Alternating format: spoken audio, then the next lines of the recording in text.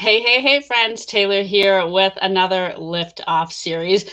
I'm super pumped today. I've got Sam Williams on the line with me. And Sam and I just were talking right before we went live about how we think we've worked together for about 4 years now.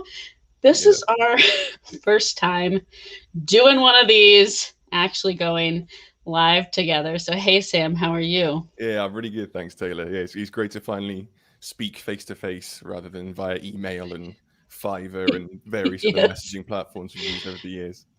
Yeah, Sam is an amazing audio engineer. He's been helping me produce podcasts for, like I said, about 4 years now. And so the funny thing is, I told him, I said, "You know my voice very well." He was like, "I've listened to hours and hours of you, Taylor." So we're going to talk about how to live your best life with really good audio quality. Because when it comes to if you're a podcaster, a video caster, or you're interested in doing a podcast, the quality of the audio on your podcast, I think, is highly important for growing your audience, right? If you sound like an amateur, you might not get the results you want. So that's why we're going to get tips here from Sam today on how to not sound like an amateur and how to sound awesome and live your best life, live your best podcast life. So to kick us off, Sam, tell us a little bit about yourself, who you are, where you're from, what's your deal? Yeah, sure. So I am a audio engineer or sound engineer. I've been doing it since I was like a teenager. So it was, funnily enough, it was really, really difficult to get into sound about 15 years ago, and now it's extremely easy. So there's been quite an evolution that I've seen as I've been doing this. Went to college, went to university to study it, and in the past sort of 5, 6 years, been doing it as my job.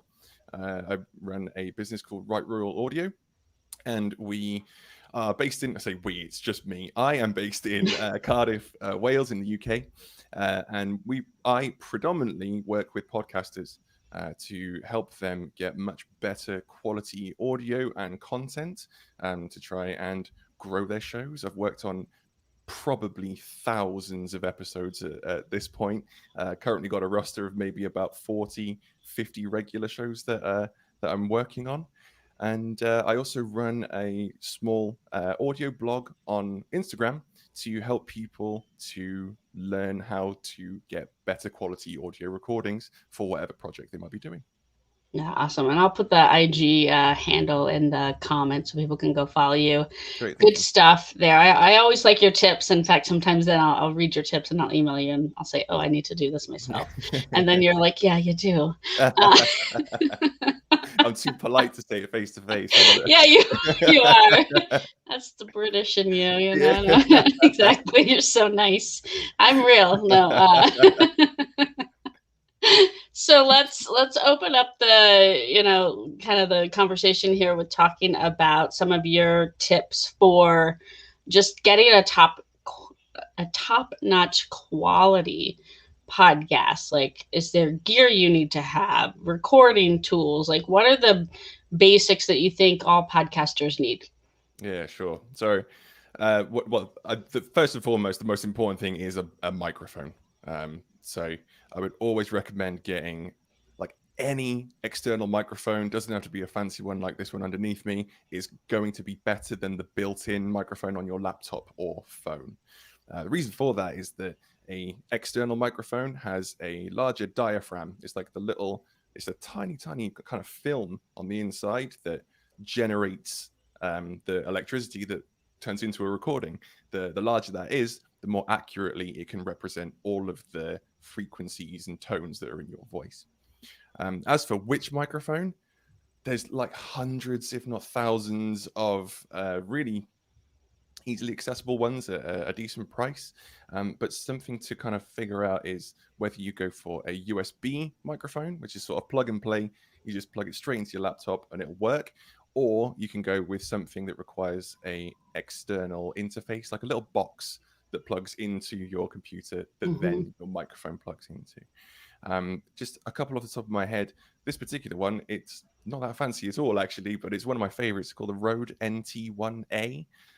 This requires an external interface, but the quality of it is absolutely incredible. it's at like £120. I don't know what the exchange rate is, but I'm guessing that's sub $200. Hmm. And I've had this for about 10, 11 years. And it's I don't see it ever breaking down. It's that good. A really, really popular USB one would be like a Blue Yeti. Hmm. Um, Careful with them though; they are very, very sensitive.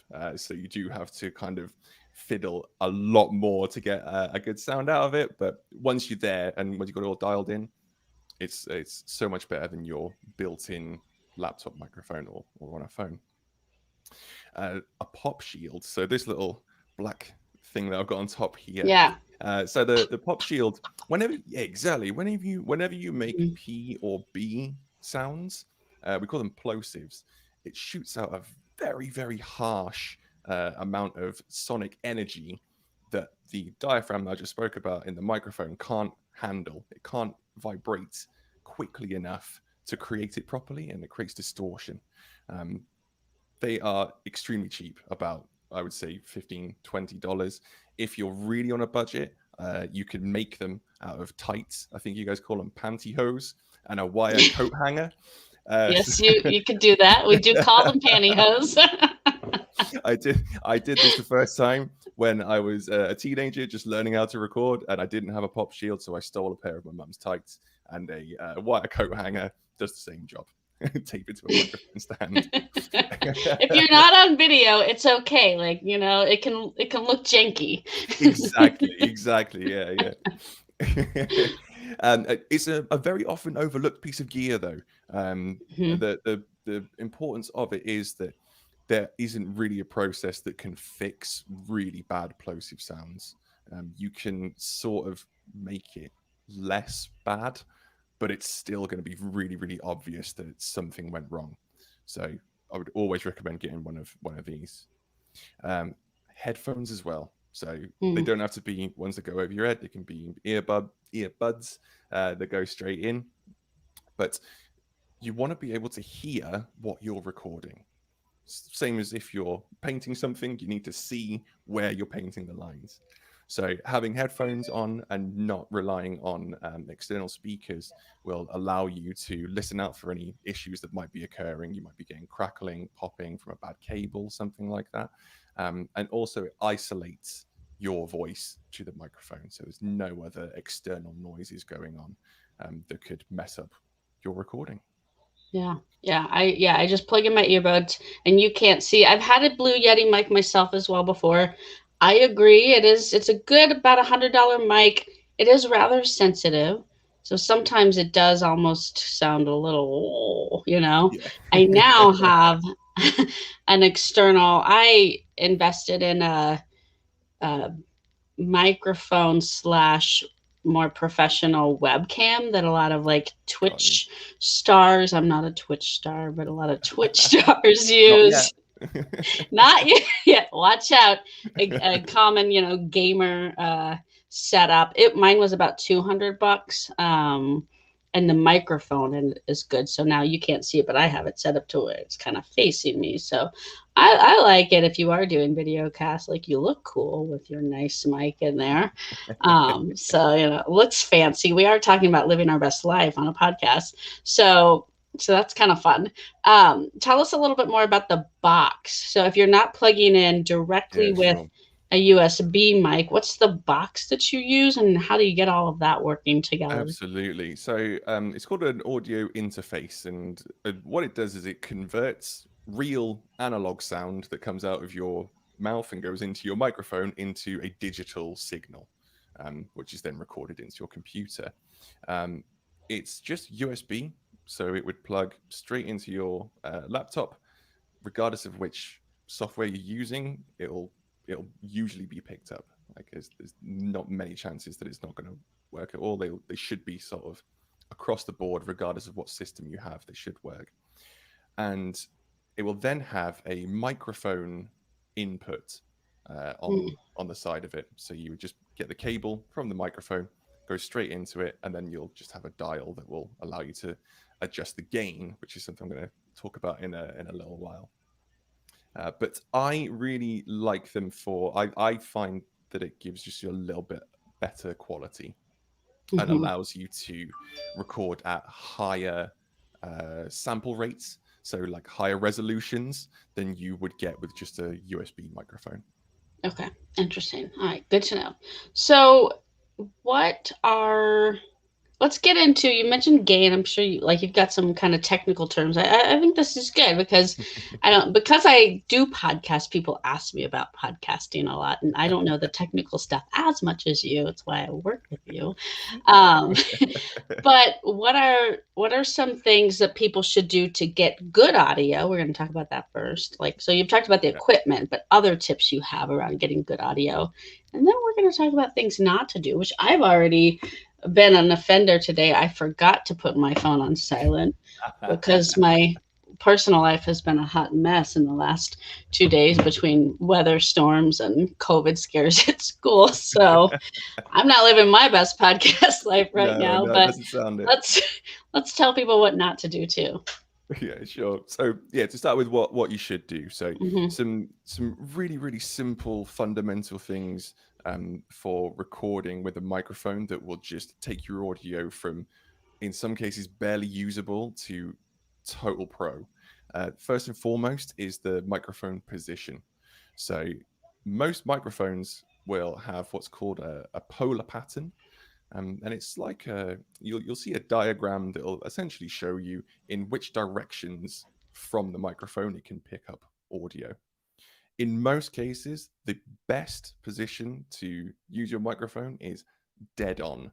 Now, I am also sort of tweaking my own rules a little bit here, because if I was to have my microphone in front of me, you wouldn't be able to see me at this case. But I'm close enough that it's all right. I'm going to kind of forgive myself in this instance. But you need your microphone really close to you. And the reason we do this is that your microphone is going to pick up not just the direct sound that's coming out of you, but the sound bouncing off all of the walls and surfaces of the room that you're in. And we want to change the ratio of that to make it as much direct sound as possible and as little ambient reflective sound as possible, because that's what's going to give you a really warm and clear recording. There's no kind of fast and loose rule. I don't know if I've said that correctly. There's no solid rule for saying it should be this We'll run distance. with it. Yeah, Fast and yeah, loose. I whatever. think Yeah, I think that works. yeah. So yeah, there's no dead set rule for it. I like to have the microphone somewhere between 3 to 4 inches away from my mouth. I am a very loud person, however, so when I'm talking, I'll get quite a lot more reflections because I'm just projecting so much. So you could get away with a little more distance if you're a little more quiet. But yeah, position is really, really, really important. The next thing is the gain. So I spoke about this just a moment ago. So there's two terms that we would use quite frequently that would talk about levels, or how loud something is. Your volume is how loud something is played back to you. Your gain is how loud something is initially recorded. So you might see waveforms on the screen whenever you're recording. You'll be able to see that they'll either, there we go, get louder or quieter, like that as it goes across your screen. Sorry, this is reflected in a weird way, and I can't remember It where I'm makes going. sense. Yeah. No, yeah. So your gain is your input level. It's how loud you're initially recording. And the reason this is really important is that we have something called the signal to noise ratio. And what that means is your signal is the noise you want to record, and then the noise that we talk about in this signal to noise ratio is electrical noise. You can't get rid of it. It's just going to exist because we're using electronics to record things. So we want, again, like we were talking about a moment ago with direct and ambient sound, we want the signal to be as loud as possible so that the noise is as low as possible. What would happen if you record too quietly is that noise and your voice are going to be quite similar in level, so that when we boost up that that voice recording to make it more audible, we're also boosting up all of that horrible hiss and hum and crackle that we don't want to hear. So most microphones that are USB will have some sort of dial called gain on the front. The Blue Yeti, for example, that we were just speaking about, that's on the back, I believe. And an audio interface will also have a gain setting on the front that you would just turn until you can see that the waveform on your recording device is at a decent level, but not too loud. Because if we push it too loud, we then get distortion like we do with plosive sounds. Does that So all do make sense so far? yeah, so for the idiots like me, what so do you like let's say you're playing with your dial here. So I'm Yeah, doing the dial and then the wave is going up and down, right? So exactly. Yeah, you yeah. wanna get it in the middle, kinda, and You, test yourself and see because it'll be yeah, different for everybody with different, vocal intonations and exactly. Yeah, volumes. yeah, yeah. What you would see is that you should be able to get a level reading in whatever you're recording in. So I Mhm, record a lot of things in Logic, which is sort of the big brother of GarageBand. But mhm. GarageBand will have the same thing. It's like a colored uh, level meter that will show you green, yellow, and red, depending on how loud you're being. If you're in red, red is danger. Too loud, turn it down. Green could be okay, but in a lot of cases, you could also be like too quiet and it wouldn't tell you, it would still say it's green.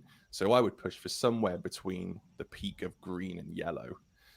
What that is in terms of numbers does depend on whichever piece of software that you're using to record, but generally they will all use the same color coding. So I would push for the boundary of green and yellow, which will give you a nice loud recording, but not so loud that you get distortion, which again can't really be fixed. It's something that you can dial down slightly, but you know that something's wrong still. All right, so I want to get into software, but I want to note something and mention something that I've been doing too that I recommend that I think sometimes is overlooked.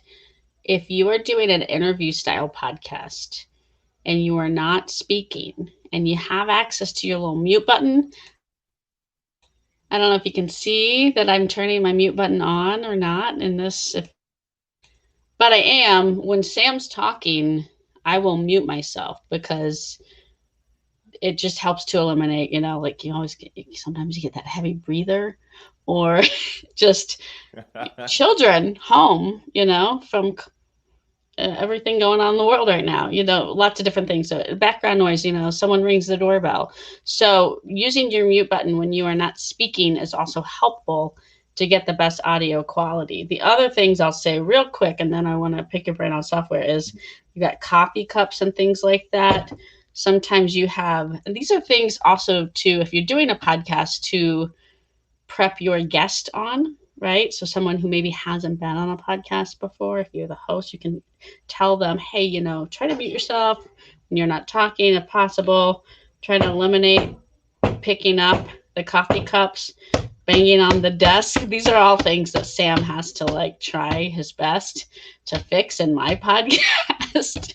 So I've learned, and now I wanted to share that because that's a thing that we often, we can get fidgety and we can move around and things like that. And we can have background noise happening if we're recording at home. And so that's an important thing to think about to also get good quality where you come off as a professional.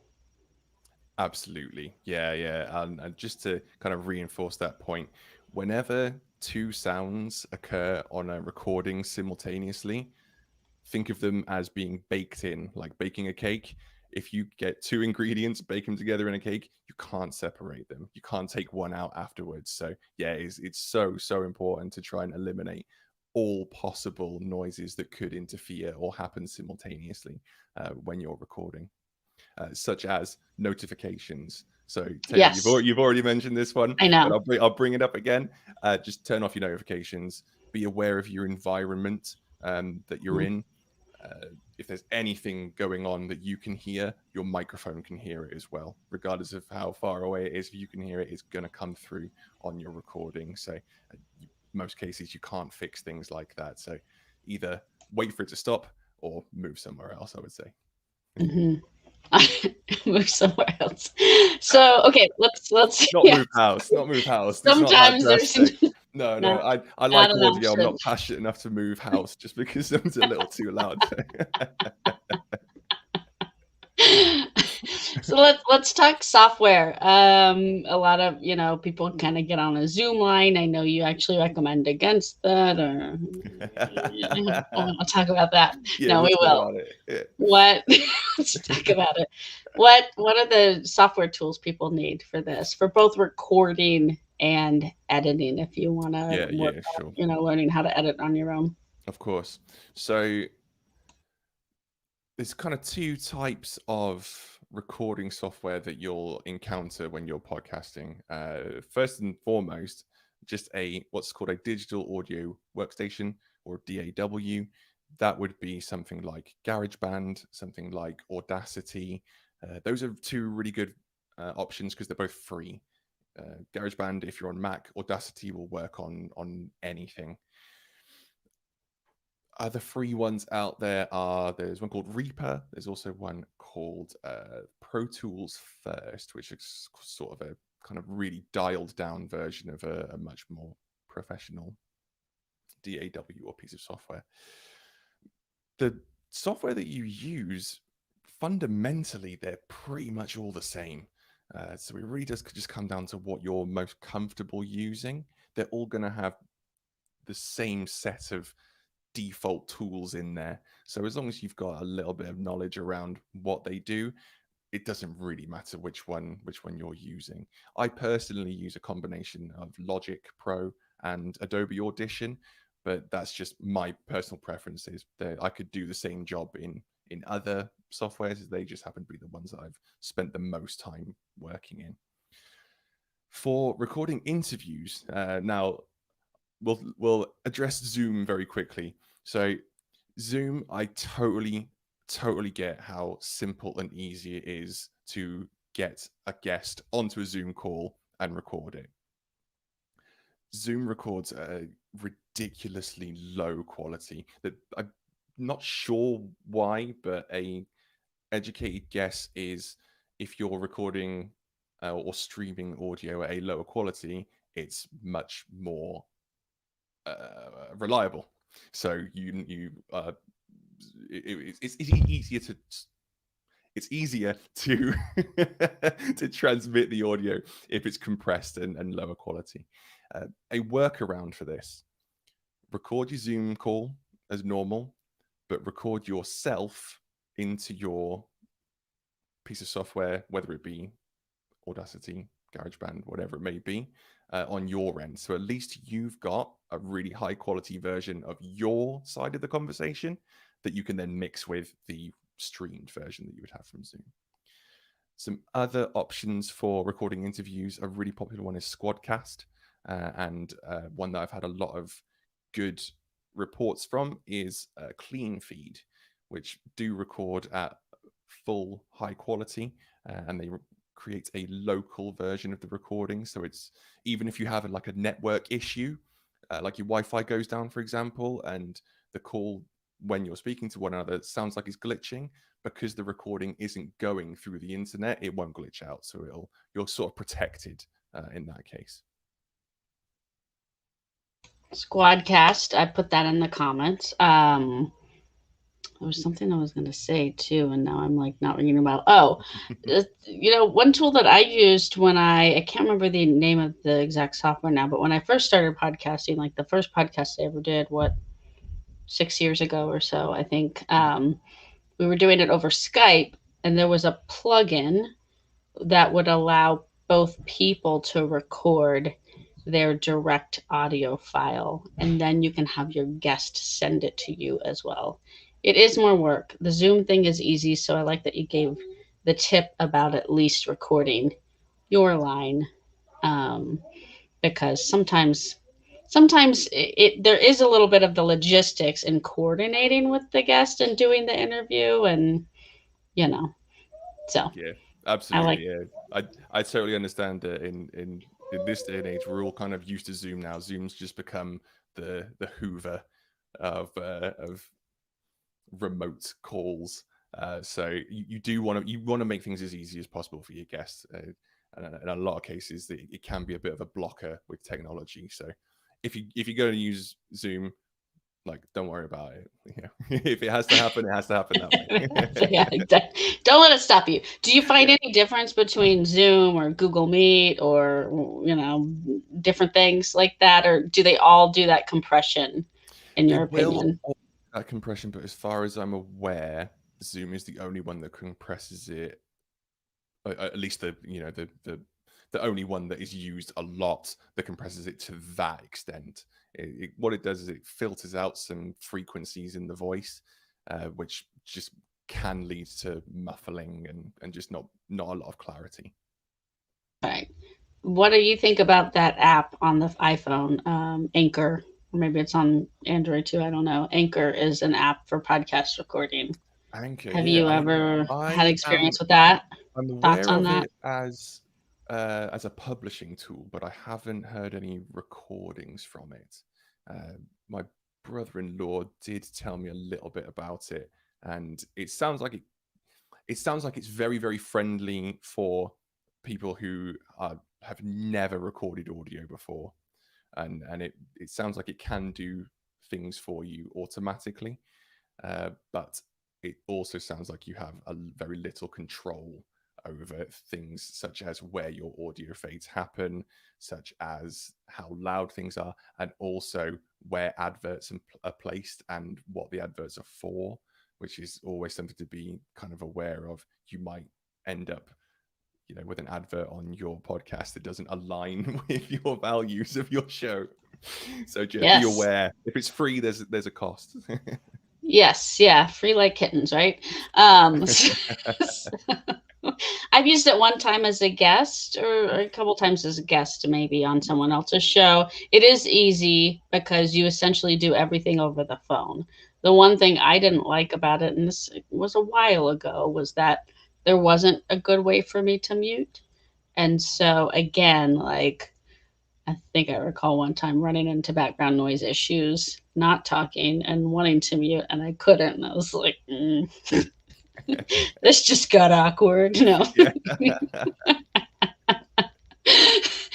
All right. So, what else? Any other kind of final tips you would say on things to avoid? Yeah, so things to avoid: recording in public spaces, recording at the beach, recording where there is anything really, really loud going on in the background. Because as we discussed, anything that's going on in the background is going to be picked up on your recording, and you can't separate it. You can't get rid of it. Built-in microphones, I would avoid them at most costs, just because they just don't sound very nice. It gives you kind of a cold, echoey sort of sound rather than a warm, clear one. Not wearing headphones on interviews. So, as we discussed before, anything that you can hear, your microphone can hear. So, if I wasn't wearing headphones, I'd be listening to you, Taylor, through my speakers. Now, if we're on a remote call, there's going to be often a delay. And what will then happen is, well, the recording will have your voice from your microphone, but they'll also have your voice a split second later coming through the speakers on my side into my microphone, which creates an echo. Echo, can't fix it, unfortunately. So, yeah, avoid not wearing headphones. So I've kind of done a double negative there. Just wear headphones when you're on interviews, and relying on fix in the mix, as we call it. So if something goes wrong, if something happens in the background, don't assume that it can be fixed in editing. Just redo that bit. It'll be way, way easier to just cut out all the bad things that happened during that recording and splice it all together than attempt to fix it later. That goes for dialogue as well. If you're going through a sentence, you get a bit tongue-tied, as I do, stop, pause, and continue. Or go back and re-say what you were trying to say, because we as humans will slur and link words together, which means that editing can be very, very tricky in that case. So any mistakes that you make, just stop, start again. It's way, way easier to cut around it, and it'll give you so much better results. That's why podcasts are great, but unlike live shows like this. Yeah, like smacking your microphone. It's all about the edits. Yeah, we have a new puppy, by the way, too. So you probably heard Amazing. my children who are home today because school was closed going, lady, lady. I live on the edge with the live show, Sam. Yeah. Living on the edge. Yeah, you're braver than me. This is why I usually stay behind the camera. No, but it's a great tip. If you've got a guest you're interviewing, let them know too ahead of time. Like, hey, if you make a mistake, if you want to stop and slow down and repeat something, that's okay.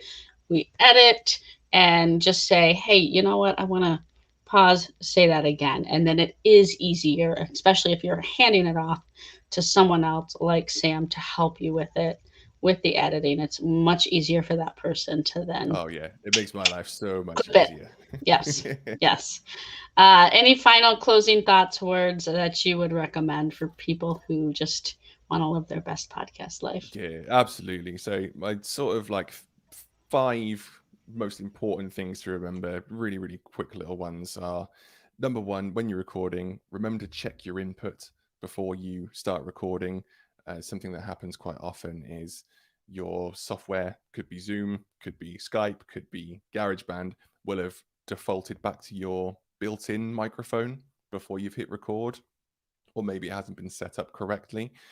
And then you do an hour's worth of recording and it's gone through the wrong microphone, and you either do it again or you just settle. So always just double check that input before you hit record. Set your gain correctly, because as we've discussed, you can't fix it if it's way too loud, and if it's way too low, it's going to cause a lot of electrical interference. Keep your headphones on for all recordings.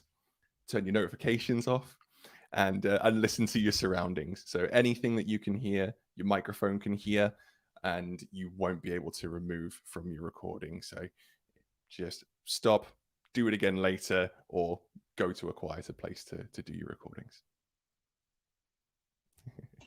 Good stuff. All right. How do people follow you on Instagram, on LinkedIn? What are the best channels to go find you, get your regular tips?